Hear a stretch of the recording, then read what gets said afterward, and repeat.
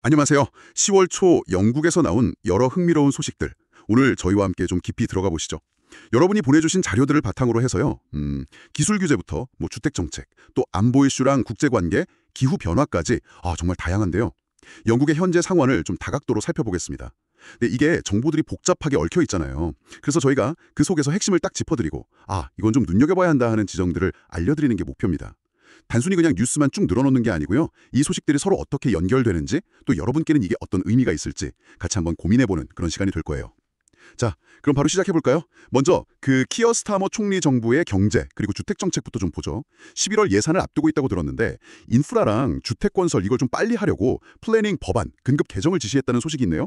이게 눈에 띄더라고요. 그러니까 150만 채 주택 공급 목표도 있고 또 추가 세수 확보 이것도 해야 하고 뭐랄까 두 마리 토끼를 다 잡으려는 거죠. 근데 이게 생각보다 간단한 문제는 아닌 것 같아요. 그렇죠? 맞습니다. 네. 이 플래닝 법안 개정이라는 게 단순히 그냥 건설 속도만 높이자 이런 차원은 아니고요. 말씀하신 대로 정부의 그 재정적인 압박하고도 아주 깊이 연관돼 있습니다. 주택 공급 목표 달성 이것도 물론 시급하지만 동시에 어떻게든 추가 세수를 좀 마련해야 하는 그런 절박함 같은 게 좀 보이는 대목이죠. 근데 여기서 흥미로운 지점이 뭐냐면요. 런던 신축 주택에 적용되는 그 저가 주택 의무 비율 있잖아요. 이걸 기존에는 35%였는데 이걸 한 15%에서 20% 수준으로 낮추는 방안을 검토하고 있다는 겁니다. 35%에서 15, 20%면 거의 절반 가까이 낮추는 건데요. 이렇게 되면 당장은 개발업자들은 좀 숨통이 트일진 모르겠지만 정작 저렴한 주택 공급은 더 줄어드는 거 아닌가요? 특히 런던처럼 집값 비싼 데는요. 정확히 보셨습니다. 네. 그 개발업자들 부담을 좀 줄여줘서 전체적인 주택 공급 속도를 높이겠다. 이런 의도겠죠.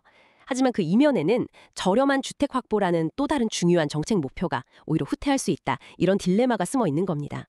그러니까 공급 확대랑 주거 안정성 확보, 이 두 마리 토끼를 잡으려는데 정부의 고민이 깊어 보이죠. 어떤 균형점을 찾을지가 관건입니다. 그런 상황에서 야당인 보수당은 또 완전 반대 방향 카드를 꺼냈어요. 총회에서 주택 살 때 내는 부동산 거래세, 그 스탬프 듀티라고 하죠. 이걸 아예 없애겠다, 이런 공약을 발표했다고요. 시장 활성화를 위한 거라는데, 이건 정말 파격적인데요. 이건 또 어떤 영향을 줄까요? 스탬프 듀티 폐지요. 이론적으로는 거래 비용이 아예 없어지니까 시장 진입 장벽을 낮추고 주택 거래를 활성화하는 효과, 기대는 할 수 있습니다. 특히 처음 집을 사려는 분들이나 이사 가려는 분들한테는 좀 혹할 수 있는 제안이죠. 근데 비판의 목소리도 상당히 높습니다. 가장 큰 문제는 이 정책의 혜택이 주로 런던이나 남동부 같은 고가 주택 구매자들한테 집중될 거라는 점이에요. 그러니까 세금 감면 혜택이 이미 자산을 가진 계층에게 더 많이 돌아가면서 결과적으로 자산 격차를 더 심화시킬 수 있다. 이런 우려가 나오는 거죠. 그러니까 거래 활성화라는 명분 뒤에는 이게 좀 특정 계층한테만 유리한 정책이 될 수도 있다, 이런 비판이 있다는 거군요. 근데 이 공약이 또 다른 정책들이랑 같이 발표되면서 논란이 더 커지고 있다면서요? 네, 그 점이 중요합니다. 이 스탬프 듀티 폐지 공약이 그냥 나온 게 아니고요. 복지나 교육 예산 삭감, 또 대학 입학 정원 축소 같은 이런 공공 지출 삭감하고 구조조정 방안이랑 같이 제시됐다는 거예요. 즉, 어떤 계층은 세금 감면 혜택을 보는데 그 공공 서비스 축소의 부담은 사회 전체, 특히 좀 재정 지원이 필요한 계층에게 돌아갈 수 있다. 이런 비판이 나옵니다. 이건 사회적 형평성 문제랑 바로 연결되니까 상당한 정치적 논란나 하고 반발을 피하기는 어려워 보입니다. 노동당 정부가 공급 확대를 통해 문제를 풀려는 접근법하고는 상당히 대조적이죠. 감세 중심의 시장 활성화 전략이라고 할 수 있습니다. 이 각기 다른 해법이 영국 사회에 앞으로 어떤 영향을 미칠지 좀 주목해봐야 합니다. 이야, 정부랑 야당 해법이 이렇게나 다르니 앞으로 영국 사회의 방향성을 두고 논쟁이 정말 뜨거워지겠네요. 자, 그럼 다음은 기술 분야로 넘어가 보겠습니다. 영국의 경쟁시장청, CMA라고 하죠. 여기서 구글의 검색이랑 검색 광고 사업에 대해서 전략적 시장 지위, SMS라는 걸 부여했다는 소식입니다. 전략적 시장 지위, 이게 정확히 어떤 의미인가요? 좀 생소한데요. 전략적 시장 지위, 그러니까 Strategic Market Status, 줄여서 SMS라고 하는데요. 이건 그 규제 당국이 특정 디지털 기업이 그 시장에서 아주 강력하고 지속적인 힘을 가지고 있다. 그래서 시장 경쟁을 좌우할 정도다. 이렇게 공식적으로 인정한 걸 의미합니다. 쉽게 말하면 당신의 회사는 이 시장에서 영향력이 너무 크니까 이제부터 우리의 특별 관리와 규제를 좀 받으셔야겠습니다. 이런 선언 같은 거예요. 이게 디지털 시장법, 정식 명칭은 디지털 마켓 컴피티션 앤 컨슈머스 액트인데 이 법에 따른 본격적인 규제 적용의 시작을 알리는 신호탄 같은 거죠. 특별관리 대상이 된다는 거군요. 그럼 구체적으로 어떤 규제들이 가능해지는 건가요? 구글 입장에서는 상당히 부담스러울 것 같은데요. 네, CMA가 구글의 그 압도적인 시장 지배력을 좀 견제하고 공정한 경쟁 환경을 만들려고 여러 조치를 고려하고 있습니다. 예를 들면 스마트폰 처음 설정하거나 웹브라우저 쓸 때 사용자가 기본 검색 엔진이나 관련 서비스를 직접 고를 수 있게 선택 화면, 그러니까 초이스 스크린, 이걸 의무적으로 제공하게 할 수도 있고요. 또 구글 검색 결과가 자기네 다른 서비스, 예를 들면 구글 지도나 구글 쇼핑 같은 거에 부당하게 유리하지 나오지 않도록 그 공정성을 확보하는 조치도 가능합니다.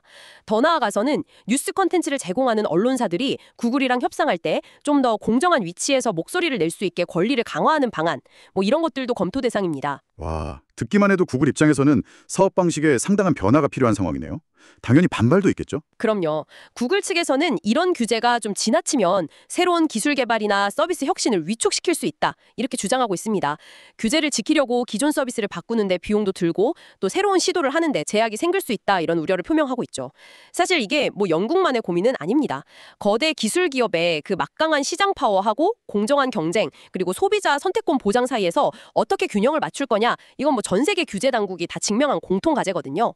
앞으로 CMA가 구글에 부과할 구체적인 행동 강령, 그러니까 코드 오브 컨덕트의 내용하고 그 수위가 어떻게 결정될지, 또 이게 다른 빅테크 기업 규제에는 어떤 영향을 미칠지, 이게 중요한 관전 포인트가 될 것 같습니다. 네, 기술 기업 규제 문제는 앞으로도 계속 중요한 이슈가 되겠군요. 자, 다음은 좀 안타까운 소식으로 넘어가야 할 것 같습니다.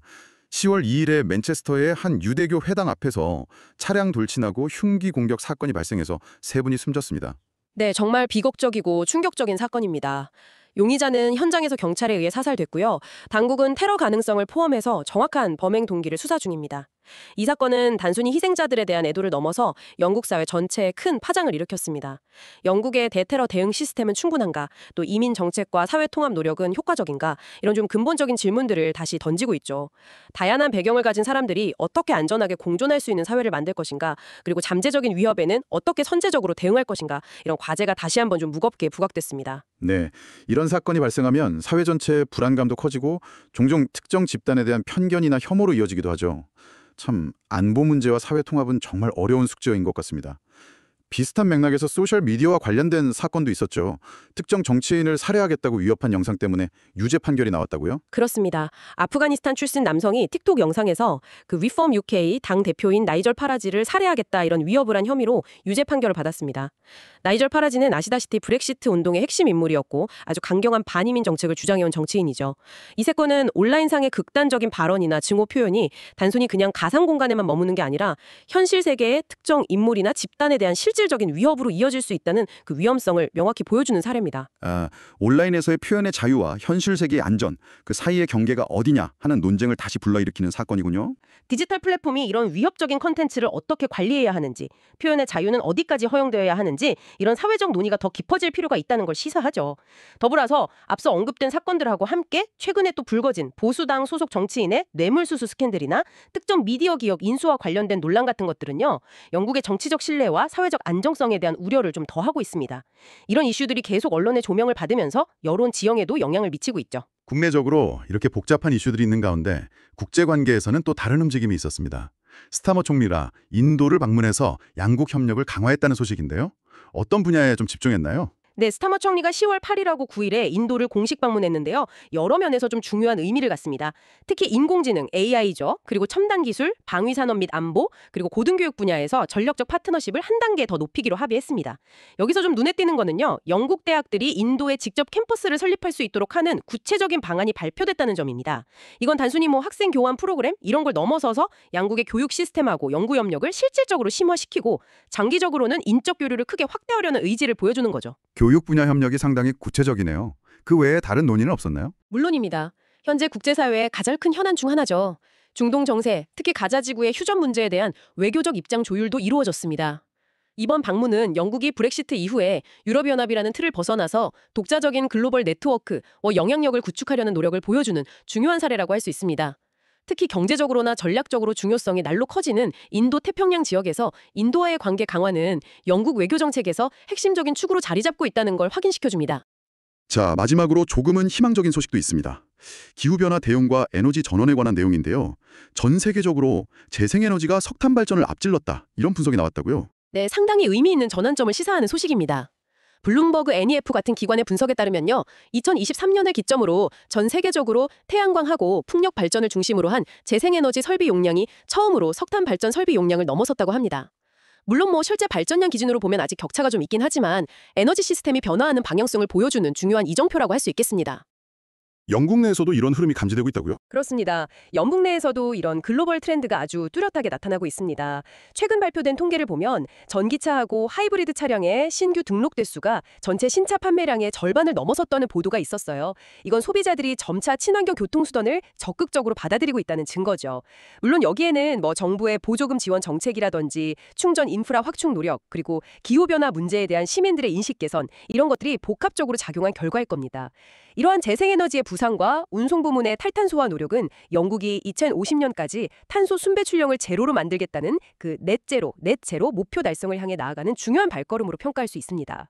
물론 전력망 안정성 확보라든지 에너지 저장 기술 개발 같은 해결해야 할 과제도 여전히 많습니다만 에너지 시스템이 지속 가능한 미래를 향해 움직이고 있다는 긍정적인 신호임은 분명합니다. 자, 오늘 저희는 10월 초 영국의 정말 다양한 소식들을 깊이 있게 살펴봤습니다. 스타머 정부의 그 주택 공급 확대와 재정 건전성 사이의 고민, 또 보수당의 파격적인 스탬프 듀티 폐지 공약과 그 이면의 논란들, 그리고 구글에 대한 규제 강화 움직임과 빅테크 규제의 세계적 흐름, 맨체스터 테러 사건이 다시 던진 안보와 사회 통합의 과제, 인도와의 전략적 협력 강화를 통한 영국의 외교적 행보, 그리고 에너지 전원의 가시적인 진전까지 와, 정말 다양한 이슈들이 동시다발적으로 전개되고 있는 영국의 모습을 확인할 수 있었습니다. 맞습니다. 오늘 다룬 뉴스들은 그냥 개별적인 사건처럼 보일 수도 있지만 사실은 서로 깊이 연결되어 있습니다. 영국의 현재 상황과 또 미래 방향성에 복합적인 영향을 미치고 있죠. 예를 들면 정부의 주택 정책이나 보수당의 세금 정책은 단순히 경제 지표를 넘어서 소득 불균형이나 지역 격차 같은 사회 구조적인 문제하고 바로 연결됩니다. 또 구글 같은 거대 기술 기업에 대한 규제는 혁신과 공정성 사이의 균형이라는 어려운 문제를 던지면서 이게 전 세계 디지털 경제의 룰을 형성하는 데도 영향을 미칠 수 있고요. 맨체스터 테러 같은 비극적인 사건은 안보 시스템의 정비를 요구하는 동시에 다문화 사회인 영국의 오랜 과제죠. 사회 통합의 중요성을 다시 일깨웁니다. 인도와의 파트너십 강화는 브렉시트 이후 변화된 국제 질서 속에서 영국의 새로운 역할과 위상을 모색하는 과정의 일부라고 볼 수 있고요.